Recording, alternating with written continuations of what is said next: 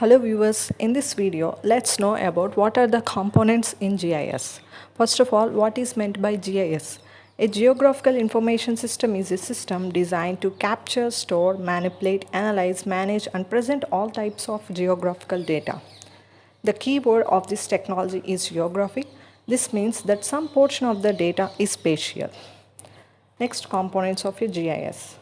An operational GIS also has a series of components that combine to make the system work.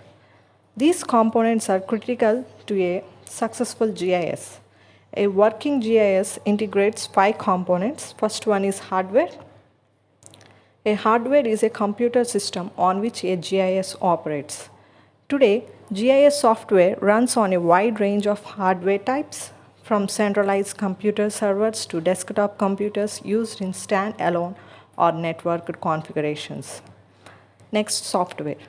GIS software provides the functions and tools needed to store, analyze, display geographical information.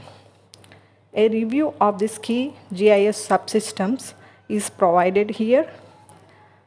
Data. Perhaps the most important component of a GIS is the data. Geographic data and related tabular data can be collected in-house, compiled to custom specifications and requirements, or occasionally purchased from a commercial data provider. A GIS can integrate spatial data with other exciting data resources, often stored in a corporate DBMS. And next one is people.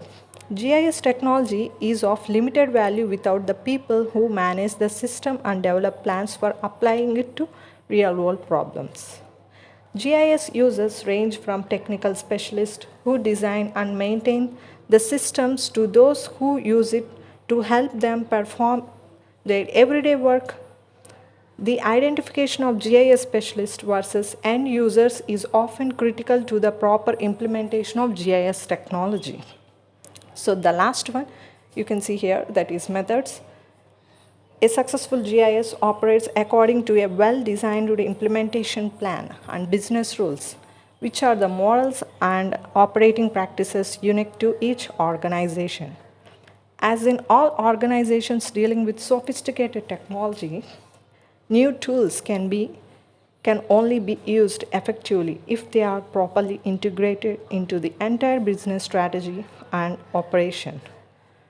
To do this properly requires not only the necessary investments in hardware and software, but also in the retraining and or hiring of personnel to utilize a new technology and in the proper organizational context.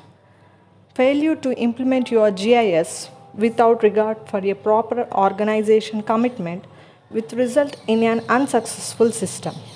Many of the issues concerned with organizations' commitment are described in implementation issues and strategies. It is simply not sufficient for an organization to purchase a computer with some GIS software, hire some enthusiastic individuals, and expect instant. In the next video, we will see about the next topic in GIS. Thank you for watching.